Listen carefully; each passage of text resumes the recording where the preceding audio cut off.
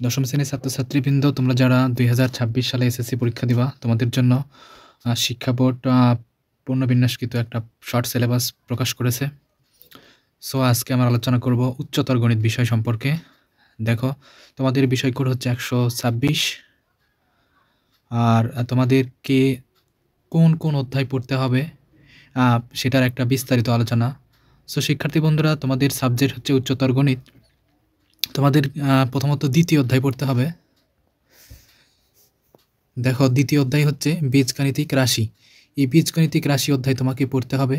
এই অধ্যায়ের যে যাবতীয় পাঠ আছে এখানে দেখো, তোমরা দেখতে পাচ্ছ শিক্ষার্থী বন্ধুরা, এই যে এখানে চলক, সহগ, ধ্রুবক, বহুপদী এগুলো দিছে, এইগুলো তোমাদেরকে পড়তে হবে। তারপরে দেখো শিক্ষার্থী বন্ধুরা, সমমাত্রিক, বহুপদী, প্রতিসম, চক্রক্রমিক রাশি পড়তে হবে। সো তোমরা অবশ্যই দেখে নেবা তোমাদেরকে কী কী পড়তে হবে। তারপরে তোমাদের পড়তে হবে হচ্ছে সপ্তম অধ্যায়। তোমাদের সপ্তম অধ্যায় পড়তে হবে। এই যে সপ্তম অধ্যায়, সপ্তম অধ্যায়ের কী কী আলোচনা আছে তোমরা দেখে নাও।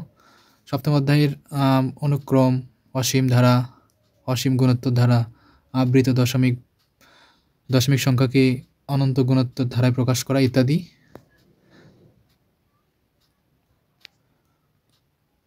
সো এরপর দেখতে পাচ্ছ তোমরা নবম অধ্যায়। নবম অধ্যায় হচ্ছে বিস্তৃতি। এই বিস্তৃতি অধ্যায় তোমাকে পড়তে হবে। এই বিস্তৃতি অধ্যায়ের যে আলোচনা আছে তোমরা একটু দেখে নাও। বহুপদী, যে দ্বিপদী বিস্তৃতি, প্যাসকেলের সূত্র দেখে নাও একটু তোমরা। তারপরে তোমাদের শিক্ষার্থী বন্ধুরা, তোমাদের পড়তে হবে হচ্ছে অষ্টম অধ্যায়। এই যে অষ্টম অধ্যায়, অষ্টম অধ্যায়ের হচ্ছে ত্রিকোণমিতি। এটা হচ্ছে আংশিক পড়তে হবে তোমাদের। কী কী বিষয় পড়তে হবে এই যে এখানে আলোচনা করা আছে, এই যে দেখে নাও। তারপরে যদি তোমরা বুঝতে না পারো অবশ্যই কমেন্ট করে জানাবা। এরপরে দেখো, অষ্টম অধ্যায় করার পরে তোমরা যদি না বোঝো অবশ্যই, তাহলে আমি তোমাদেরকে বুঝিয়ে দেওয়ার চেষ্টা করব। ডেসক্রিপশন বক্সে ক্লিক করলে তোমরা পিডিএফ ডাউনলোড করতে পারবা, এবং আমি তোমাদের ওয়েবসাইটের লিঙ্কও তোমাদেরকে কমেন্ট করে জানিয়ে দেব, তোমরা সেখান থেকে ডাউনলোড করতে পারবা। তো শিক্ষার্থী বন্ধুরা, এরপর আসছে হচ্ছে দ্বাদশ অধ্যায়, 12তম অধ্যায় আসছে।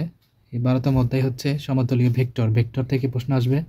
দেখো, ভেক্টরের স্কেলার ভেক্টর, তারপরে সমমান ভেক্টর, যোগ বিধি, বিয়োগ ভেক্টরের, তাহলে ভেক্টরের বিভিন্ন জ্যামিতিক সমস্যা আছে সেইগুলো, সেখান থেকেও তোমাদের প্রশ্ন আসবে।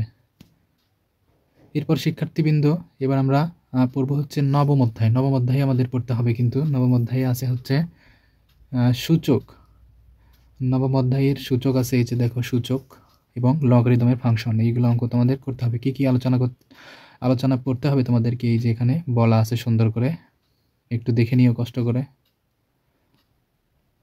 শিক্ষার্থী বন্ধুরা, এবার থাকবে হচ্ছে স্থানাঙ্ক জ্যামিতি। এই স্থানাঙ্ক জ্যামিতি হচ্ছে একাদশ অধ্যায়। তোমরা ইতিমধ্যে এটা নবম শ্রেণীতে করে আসছো। স্থানাঙ্ক জ্যামিতি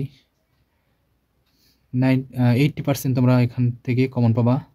80% নবম শ্রেণীর যে অঙ্কগুলো আছে সেইগুলোই থাকবে।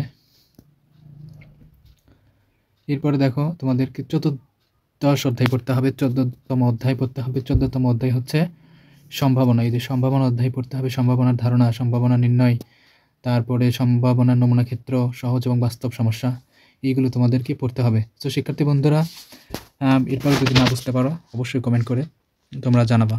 আর আমি ডেসক্রিপশন বক্সে আমার ড্রাইভের লিঙ্ক দিয়ে দিচ্ছি, সেখান থেকে তোমরা পিডিএফ ডাউনলোড করতে পারবা, এবং আমি যে ওয়েবসাইট থেকে এগুলো সংগ্রহ করছি সেখানকার ওয়েবসাইটের লিঙ্ক তোমাদেরকে আমি দিয়ে দেবো। সেখানে গিয়েও তোমরা তোমাদের যাবতীয় অন্যান্য বিষয় যে আছে সেইগুলো ডাউনলোড করতে পারবা। সো শিক্ষার্থী বন্ধুরা, ধন্যবাদ তোমাদের সবাইকে।